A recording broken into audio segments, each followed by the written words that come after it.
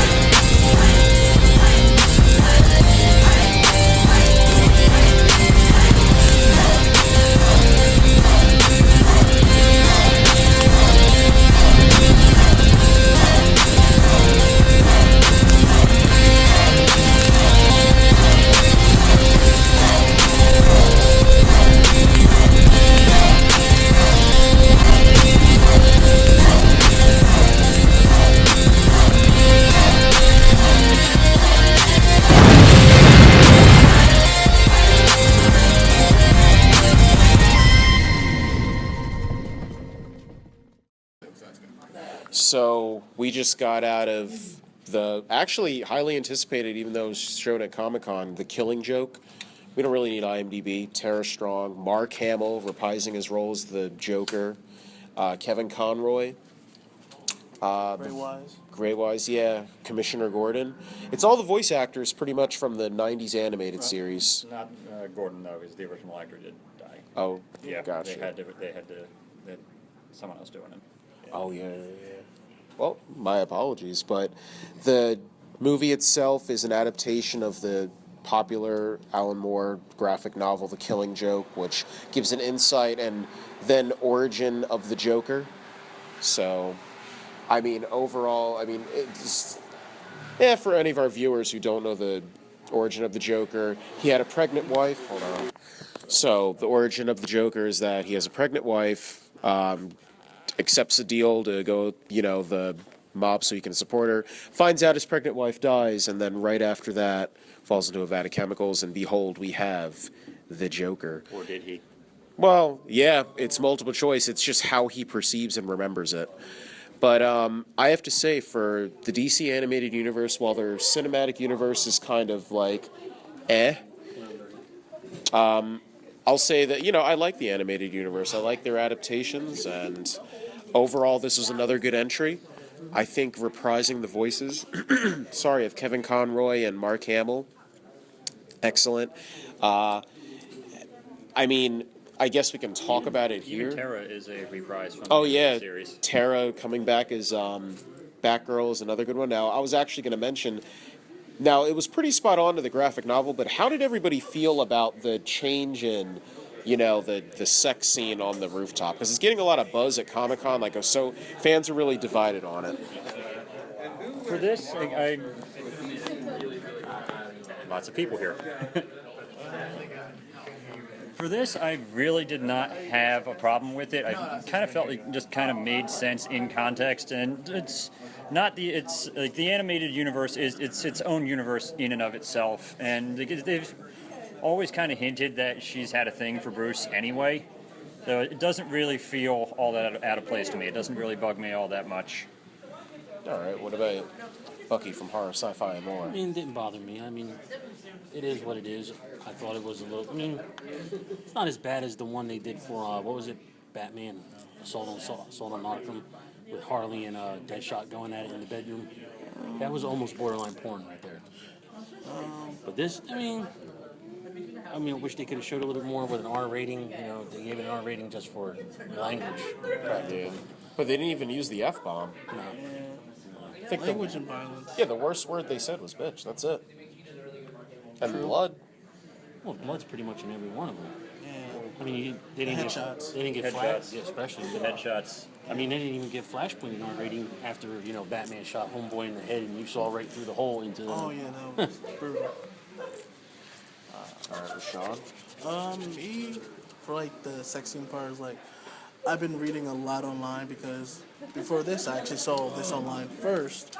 This is my second time seeing this, and at the end of the day I enjoy it. I don't know what the gripe is with a lot of people online talking about oh, it's so weird, it's creepy and everything. I'm like, well, this stuff was implied in the animated series, and even more implied when they talked about the relationship in Batman Beyond. So I'm like, okay, well, they hooked up. Yeah. I thought it was a perfect streamline into the movie. I think it added depth. I don't know why everybody's freaking out over it online. If anything, it kind of. I see some people are saying it's demoting the Batgirl. I'm like, it kind of adds another layer to her character. To me, I mean, I enjoyed it, but not like enjoyed it like that. But wrong, poor choice of words. But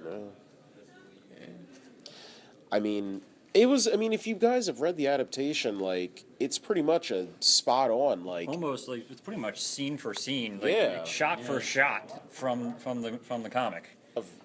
Very well done. I mean, I'm probably going to go back and reread the comic probably tonight just to see what they changed, what they didn't change. I don't really think that it didn't really change all that much that I could see.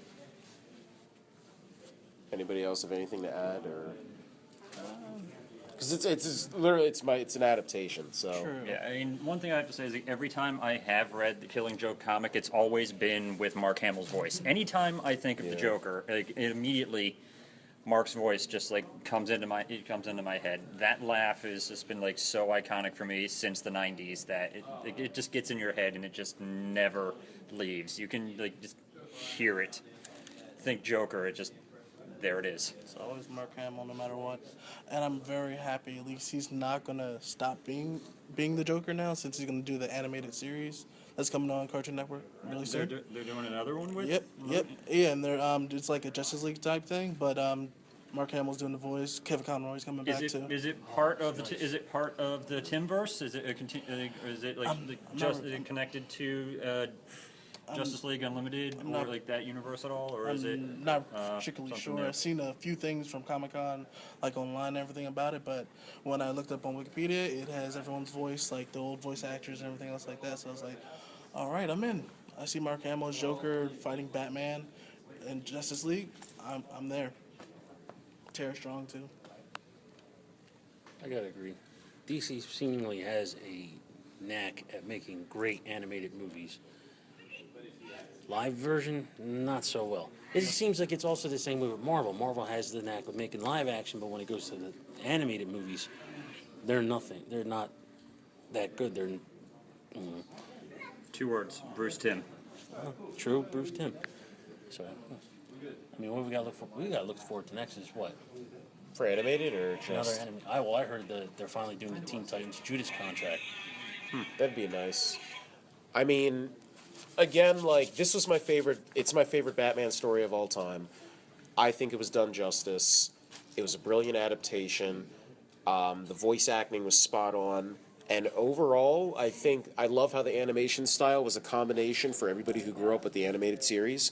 You can see in the detail in the pointy nose and the eyes. It's just, and every detail, like attention to detail, the shading, just, it felt like this film was designed for the people who grew up with that series. And I respect that on its merits. So, as an adaptation, I'm going to do 2 like reviews. As an adaptation, I give it a 4 out of 4. Standalone movie, I'll give it a 3.5 out of 4. I would agree with that. All right. I would definitely say that's Same? yeah, that's accurate. Because it's similar to like another Alan Moore comic, Watchmen. Like Watchmen as like the film version, brilliant adaptation from like, like From the Comic again, to- yeah. another one that was just direct. Like every scene was just a almost complete remake of the comic or that. Same thing with Watchmen. Same thing with this. if you really want to like do justice with Watchmen, do the director's cut, hands down, Yeah. the ultimate cut with the Black Freighter storyline. But I don't have that. it's edition. 5 hours long, but it's Oh, worth yeah. the watch. Your score is the same. Yeah, I would definitely agree with you on just about everything. Wait, with I would I would probably score like, even as a film on its own a 4. So 4? All right. Well, dude, you know me. All right, It's a same. 5. Okay. 4. All right. So the overall score for Batman: The Killing Joke is a 4 out of 4. I really Alright. think they should if they keep going like this, I think they should use Conroy and Hamill for Death in the Family.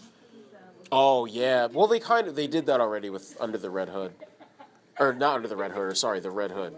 Is it Under the Red Hood? it is under the Red Hood. It is under the Red Hood. That is Yeah. the Wasn't even them top one. now. It wasn't Conroy or... No, it wasn't them, but I mean, they did that adaptation already, so I don't know if they'll go back and I don't know. I think it might be my sick, demented mind just wanting to see somebody get, beat with a beat crowbar. Robin with a crowbar. It's Jason Todd. He kind of deserved it. Oh, it's But true. you know what I really do love, though, and then, like, I'll sign out? I love how they make the nod to the storyline where, Batman kills the Joker, Commissioner Gordon's wife. Yeah. And they, like, hint at it. Like, it's just like, but if for any of our viewers that don't know, like, yeah, it's an added depth. Like, the Joker, what happens is that there's a truck full of, like, orphan babies, okay? And the Commissioner Gordon's wife says, don't kill them, and, like, I'll take my life for them. So, okay. Shoots her right there at gunpoint with, like, her dead body, and the babies are just swimming in the blood. I'm like, oh my gosh. And the Joker just laughs. I'm like, sick, demented fuck. Like, oh man. That's what makes the Joker great. Favorite villain of all time. Hands down. So, that concludes this podcast. Be sure to like us on our Facebook page, Twitter page, subscribe to us, Podomatic, and then we actually have a shout out from Kevin Conroy that we'll attach to the video. So, until next time, this has been Jared Avery. Rashawn. Bucky. Charlie. And we do what we do for the sake of the podcast. Until next time, we're out. Oh, nobody said it all together. I'm Batman. Really? You wait till I pause it to do the laugh? Oh, you just. All right, well, go ahead. Well, it's too late now. Yeah. I'm mad how spot on that is. That's almost scarecrow. Like, what is that? It's creepy. Yeah. Creepy. No.